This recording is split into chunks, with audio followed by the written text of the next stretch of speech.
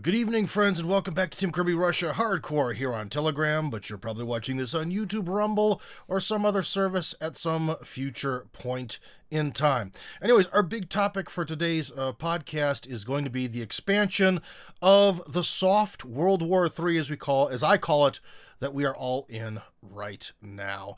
Because, friends, if my computer doesn't screw up and explode, I'm going to show you something.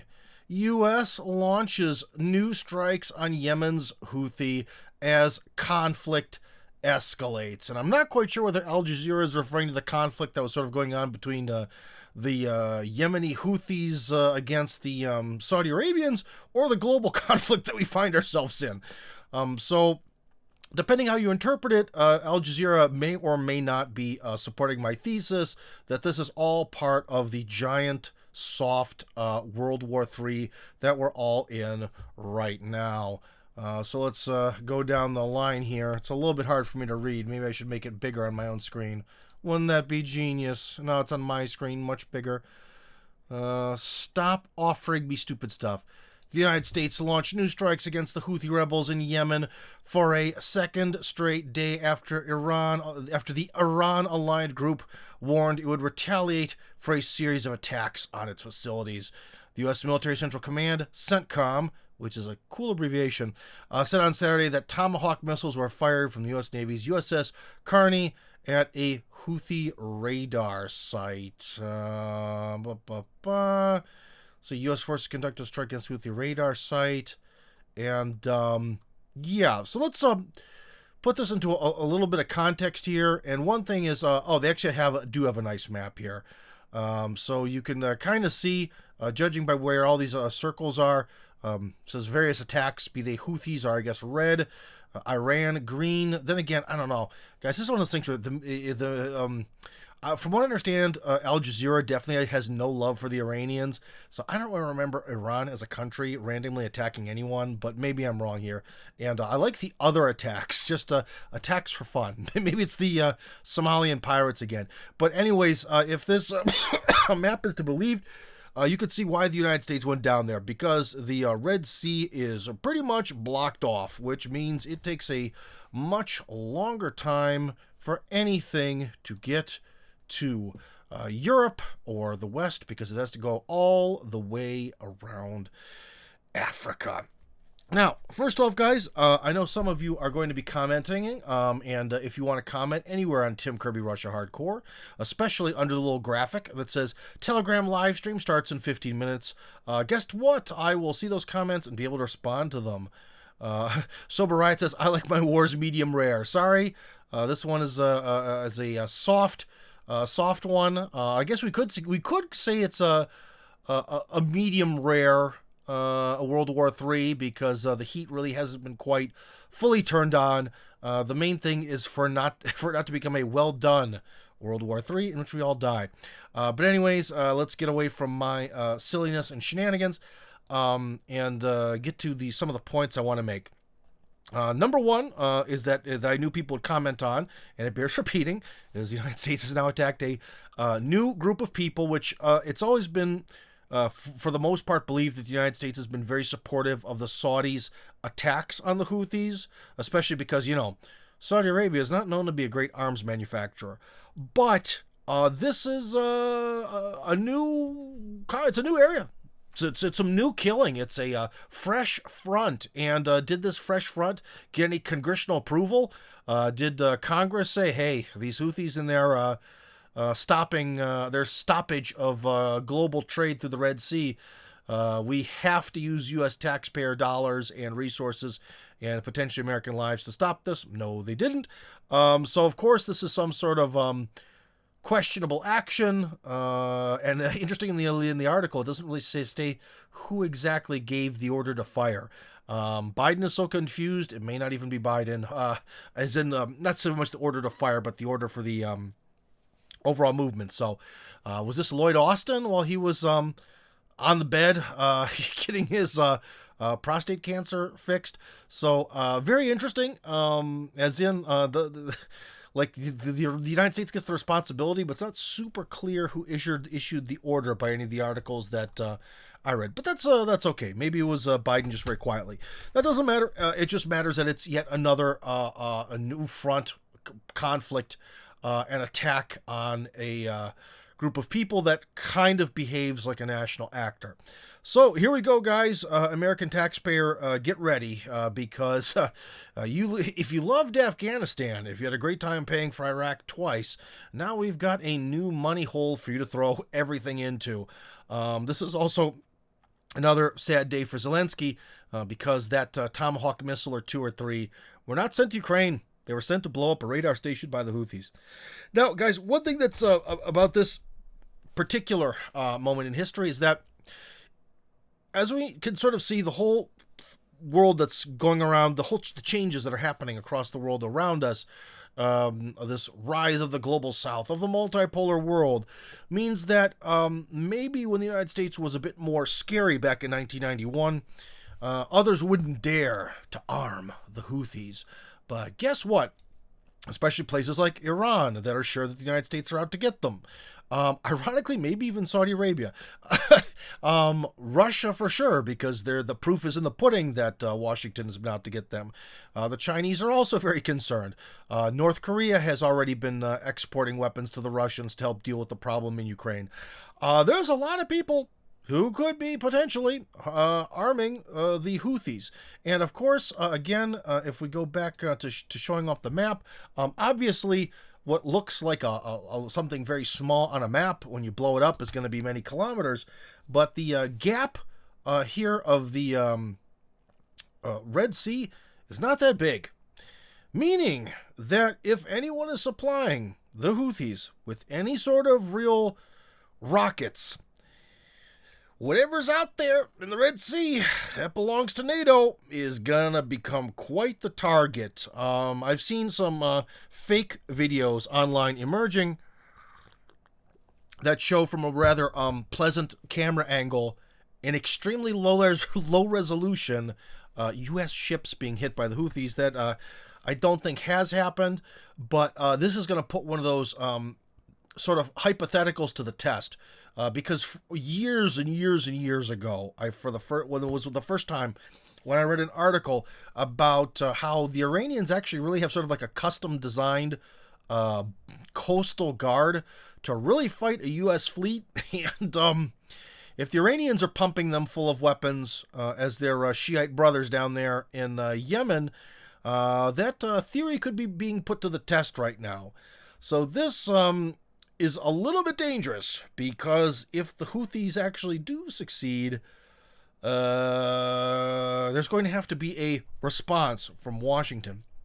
And another thing, too, that, again, is the sort of, I've mentioned that sometimes if you're talking about the military-industrial complex corruption machine, then any sort of war expenditure is awesome. You're making money, there's war, the machine keeps going, you keep getting paid out, that's awesome.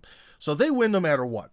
But if you're talking about like for the future of the United States and a traditional military win, where you actually defeat your opponent, how the hell do they really expect to stop these Houthis? Sorry, that came out a little bit of Jerry Seinfeld style. Who are these Houthis? And why do they expect to win? Oh, I don't have the pretty border on here. No. But now I can't see myself. Well, we'll do without the border.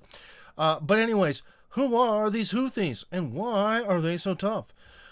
Because there's a lot of people who are going to be on the shore, and it's going to be very unclear who to hit. And this is going to turn into, I'll put it this way, if you thought it was difficult to really determine who the actual enemy was in Afghanistan, I think that this sort of like shoreline cliffs filled with all sorts of caves and people all dressed alike, I think that this is going to turn into an absolute mission impossible for whatever NATO naval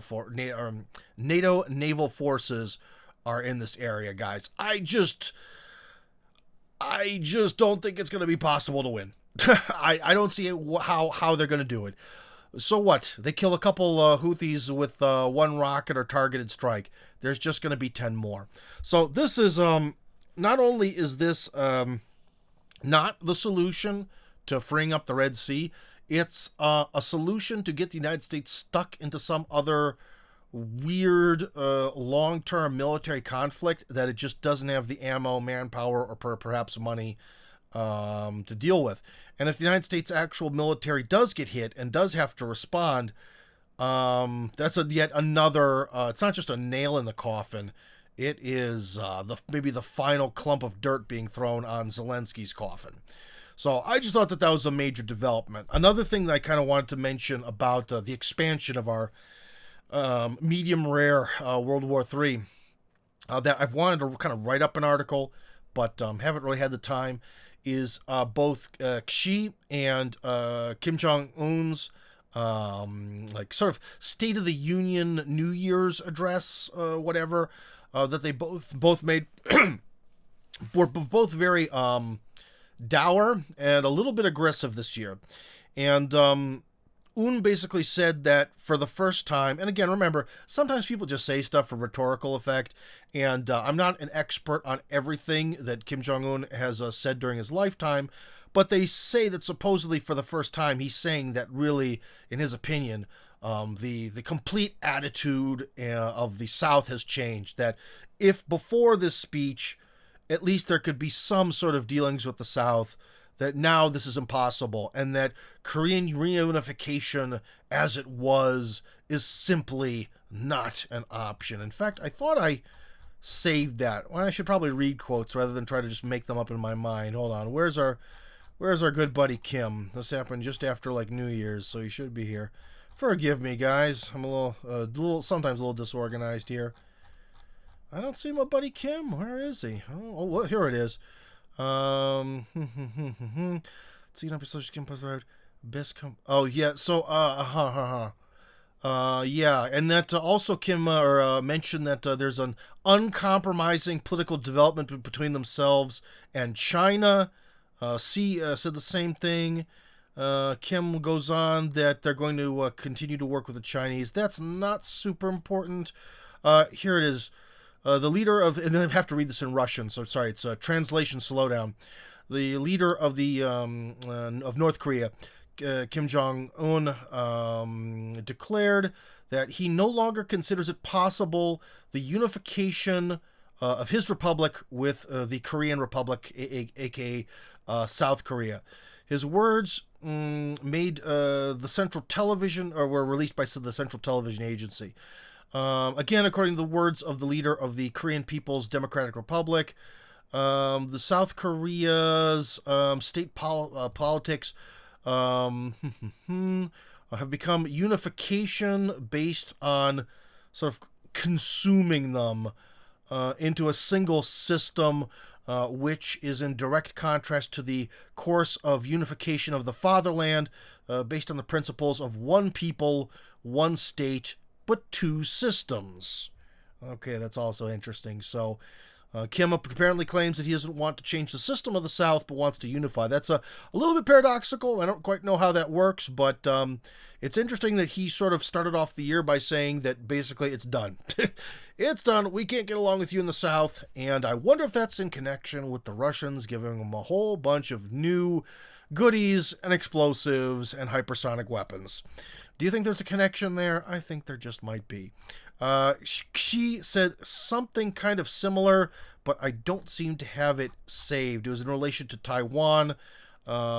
Yeah. So, guys, we could really see something start to change pretty quick on the North-South Korean front there. Interesting. Why he would choose to use that kind of rhetoric, I don't know. But then again, some people say that the North Koreans feed off of attention. So, anyways, we have some other comments. Christopher writes, the Houthis / Yemenis, so I would like to say Yemeni, but I believe it's Yemeni, worked with a small group of these people on the road to Najran, adjacent to the Rub al-Khali empty quarter. They're very kind and tough as nails. Well, you have to also recount that, like I mentioned, the Houthis have been basically at war for, gosh, how long now? 5 years or something against Saudi Arabia.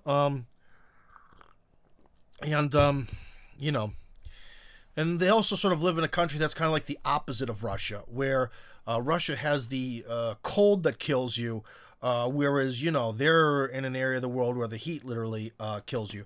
I watched a pretty interesting documentary about the sort of geopolitics of Saudi Arabia and the entire Saudi Arabian Peninsula. And guys, trust me, if there's one place on Earth that's tough to develop, it's anywhere on that peninsula that's not like directly on certain coastlines. So, not exactly a geopolitically friendly location to be in, but I'll put it this way. If you're not tough as nails, you're not going to make it on that peninsula. That's for sure. He continues. The big secret is there's a lot of oil at the Saudi Yemen border area. A lot discovered in the 1980s. Big secret. Yeah, I've heard that too. That in that particular region, and even a bit offshore. I think there's some offshore as well, which is maybe one of the reasons why they've been backing the Saudis to go down there and try to push through. But the Houthis, despite the fact that they were sort of a group you've never heard of before they were attacked by the Saudis, have been able to sort of hold on. So we just talked about how the United States has essentially gone to war against Yemen or the Houthis or something. Afghanistan 2.0 is happening right before our eyes. I think that is a very big deal, and it is definitely related to global trade. Christopher points out that it's also related to oil, and that the rhetoric from Un and Xi on New Year's says that they are they're right pissed off now, and they definitely want to see things change. So, guys, as we go forward, and also, to be honest, this is the point I wanted to make, and I almost forgot it. So here, this is a little bit of a rambling video, but that's why people make podcasts. They give you the freedom to ramble a bit. Is that I think that this is really another kind of multipolar moment, as some people like to call them, where it's really a test of whether the U.S. Can still act as the global hegemon, because after giving away all those shells and equipment, and now having to deal with the problem with Israel, Gaza, and now they're getting pushed down to deal with the Houthis, the question is, if the U.S. actually turns this into more than just like a single strike to maybe try to scare the Houthis away, which I don't think it's going to, but it could. And just as sort of like these weird strikes, they occasionally just try to blow a few of them up to make them stop being able to attack the Red Sea. And they turn this into like a thing. It really does become like a thing, and they mention on the news and all that. What happens this time when they lose again? Because there's no way to beat them. Like I said, it's the same thing with like the Afghanis. You don't even know who to shoot at. All the local people there hate you, especially after the whole Gaza thing. It's kind of an amorphous target you can't even see. And are they going to have to try to like make a beached landing to get there? Like, it's what are the consequences going to be? If they turn this into a big thing and Washington loses, what are the consequences going to be? That's all. We have Daniel wants to talk. Hello. Maybe you have some ideas. Daniel, hello. It's nice to have you on the program. What do you think? What are the consequences going to be? Yeah, good evening. Just wanted to tell you, though, last night the live was absolutely wonderful. Oh, really? Good. Yeah, it was very informative, even for me. No, I just have a question, because I've been hearing, and I don't really know much about it, and I thought maybe you would, about fifth dimensional warfare. Have you heard about fifth dimensional or generational? Is it fifth generation warfare? That's it. Thank you. Well, usually I think when they talk about that, aren't they referring to like fighter jets? About the generations of jets? Because they're really different from each other. Or not? I thought it's more like I saw the general. What's his name? The one that Trump pardoned. Oh man! Did Trump pardon General? Anyway, he was talking about fifth generation warfare, and I really got to learn about it. But man, I think that's what's going on now. I mean, maybe I see Well, oh Christopher's well, in here. Well, Christopher's in the chat. how about I read the definition to you here? Or I can, you know what I can do? I can join. Oh my gosh, I can join the future of humanity here. I can slightly enlarge it and actually put it on the screen. Oh my gosh. And let's see. Fifth generation warfare is warfare that is conducted primarily through non-kinetic military actions, such as social engineering, misinformation, cyber attacks, along with emerging technologies such as well, I don't. We could. They probably explain what they mean by the generations, but this logic was part of the Cold War. um, Already, what they're trying to define here is this fifth generation warfare is that was the Cold War. Let's see. It was. Are you sure? I mean, I think that it's happening now. It may be happening You know, now, but it's not a new concept. Let's see. The term fifth generation warfare was first used in 2003 by Robert Steele. The following year, Lind criticized the concept, arguing that fourth generation had yet to fully materialize. Okay. It's a typified. Let's see. Fifth generation warfare is typified by its omnipresent battlefield and the fact that people engaged in it do not necessarily use military forces, employing a mixture of kinetic and non-kinetic force. I don't know, but again, like that's happened like before. I don't know. it's like a combination of using mainstream media. And it's I got to read more about it. I see Christopher's in the chat. Maybe he might know about it, but I think that's what's going on now. And a lot that we're seeing, and a lot that we're reading, it's not true. There's a lot. You know what I'm saying? Though there's a lot of what do you call it when they tell you something for so many years and then they tell you it's not.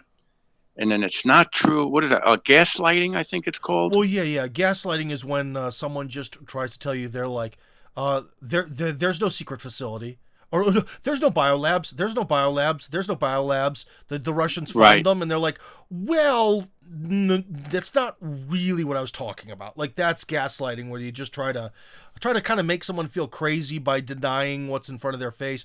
Maybe the ultimate example of that would be the whole thing in 1984, where the guy who tortured the main character Winston kept wanting him to say that 2 + 2 is 5, something like that. Okay, but so my question to you, Tim, is how do we know, man? There's so much information every day on all these different outlets. How do we know what's really true and what's not true? You know what I'm saying? Like, do we, because it's like you read so much on Telegram chats, and then you see on the, well, I don't really watch the mainstream media, but you know what I'm saying? It's like, I'm so like, I don't even know what to believe anymore. Oh, well, that's, man, that's like one of the, just challenges of being alive in the 21st century. There's a lot of information, and then there's a lot of, disinformation. Let me try to put this in the words. I've talked about this before on the channel, but who knows? Maybe I didn't do a really good job. I know I've talked about it in Russian.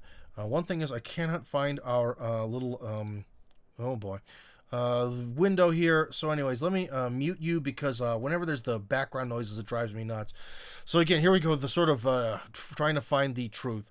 Well, one of the things that really helps is just like with this, what just happened is as soon as I hear a new theory, I try to at least comb through my mind the way I understand history to see if it kind of matches up to it. Does it match up to reality? Because the truth should be able to line up with a lot of things. It shouldn't be this one little like tiny thing that's away from everything else. And it should sort of line up with other historical events and other opinions. But it's really kind of just like grinding out in your own mind, almost like running a simulation in your mind of, could this be possible? Let me try to think of some theories that are pretty wild. Like, I just listened to, it was some sort of discussion about and the person really claimed that actually Abraham Lincoln was a nightmare as a president, and that really he put America down the absolute wrong road. Generally, Abe Lincoln is praised, and this was some information I'd really never heard before. And so it's one of these things where if you want to kind of live in a world where you have this sort of 1 and 0, black and white, one is true, one isn't, then you kind of have to try to research or really look at every one of these guys' claims and see if they're backed by anything or if he's just kind of making all this stuff up. Or you can sort of try to live in a world where you understand that now we have multiple images in your mind. We have Abraham Lincoln, who in normal history class really wanted to preserve the Union, and that a lot of his actions and decisions within leadership were really focused around the idea of preserving the Union. That was issue number 1. And then if you listen to this other guy talk, then you have to understand there could be Lincoln version 2 at the same time. And as you're talking about other historical events, you have to kind of think, do they suit the Lincoln version 1 or the Lincoln version 2, you know? It's a tough one because you can't, as some guy who just does a lot of politic-related, ideology-related, geopolitic-related, like podcasts and stuff, you can't really say that there's just one single noble truth, and that there's some easy way to know it. It's kind of just comparing different versions. Anyways, Daniel wants to come back on, so let's let him back on. I don't think that was a really good answer, but I'm sorry. I wasn't super prepared for that today. You kind of caught me by surprise. Well, it's a tough one. Yeah. That's kind of like, Sorry, but... that's kind of like trying to tell your kids the first time they ask, well, what happens when you die? It's kind of like, well, you know. You know what it is? For me, it's come down to now that I pretty much just follow people who actually been like, a journalist in a certain conflict, or like Yeva Bartlett. If I want to learn about what's going on in Gaza and Palestine, that's what I do. Like I can only follow and really just listen to people who've been there and witnessed it, because I don't even know anymore what's true or not. Oh, well, like when you see a lot of, if you wanted, that's a one way you could try to find the truth more, is a little bit of a sort of like profiling the person who writes it. Because I'll tell you what, man, there are a lot of articles written about, let's just say, especially Russia, that come from journalists, in quotes, who have their Yale bachelor's degree or bachelor's degree from some Ivy League school. They almost certainly don't speak Russian unless they're like the children of like a Russian emigre. They generally don't speak Russian. And when they want to have an opinion on Russia, they look to the U.S. media's interesting recording of Russian history. So they're essentially, it's like bad materials in, bad materials out kind of thing. They have bad information coming in from generations of Russophobic nonsense being treated as fact, which creates more nonsense, which feeds the next guy and the next guy. But if you look at their profile of just some Ivy League, newsreel writer, then you really shouldn't expect to get too much that's really good out of their opinion. You really... like Ava is someone who really has lived in like the whole Palestinian sector. She's been there. Yeah, she's been there and lived there, and done the whole thing. So she's seen it like with her own eyes. So yeah, but I can tell you that. Hold on, Daniel. What's his name? John Mark Dugan, who wrote many years ago, who wrote a hit piece on me for the Wall Street Journal. That guy lived for many years in Moscow, and he kind of spoke Russian a bit, not great, but he kind of did. Or like, you could say the former ambassador to Russia, McFaul, he tries to speak Russian, and it is stunningly bad. But, there's people there where they sometimes can break out of that mold where they could be exposed to new information, but they're not going to. So basically, anyways, the guy who wrote that hit piece on me, he could say, well, I tell the truth, I've lived in Moscow. I've seen the horrors of the Putin regime and its clowns, like that punk Tim Kirby, who, for money and wealth and what's that fucking car called? And a Ferrari and prostitutes has surely spread evil, false information across the English-speaking world for Lord Putin. Doesn't make it true. Let me ask you. Mm-hmm. Let me ask you a question, and I might sound naive, but journalists, like that work for mainstream media, do they have to like take an oath on like like reporting the truth, and because Well, I don't it's very like dangerous. doctors do, but no journalists. I don't think there is any oath. Well, you get into this complex things where, well, you were in the military, I was in the Peace Corps, so we've both had to take an oath to never violate the U.S. Constitution, and so I'll do Right. that till the day I die. But no, but the thing is, remember, we're dealing, Daniel, we're not dealing with like an 1800s kind of people where. If someone feels that their image has been besmirched, that they'll cut someone's head off. Like these are essentially like adult male balding high school girls and tattlers and mean girls in reference to that TV show. Like they're rumor jockeys. They don't have some sort of noble sense of morals. Independent journalists do. you know Right. Right. and it's but they also have to remember, Daniel, independent journalists have to take a vow of poverty. Because Right. people who do let's take people who we that maybe you and I know. So we have Ava has been to Israel and Mike. Palestine. Vanessa Beeley, who I've never met in real life, I don't think, but I've spoken to at least over Telegram. Sonia Vandenende, who I have Yep. met in real life, she's been down there. Yeah, me too. Our one guest, Chris from the Gray Zone, if you guys remember Chris, who came on our program once, awesome guy, by the way. He's been down there. So all those people have they've been down there and they've done the stuff, but they live hand to mouth, man, for the most part. So that's part I know. of it, man. If you're not part of the lie machine, or you don't know how to make the lie machine work for you,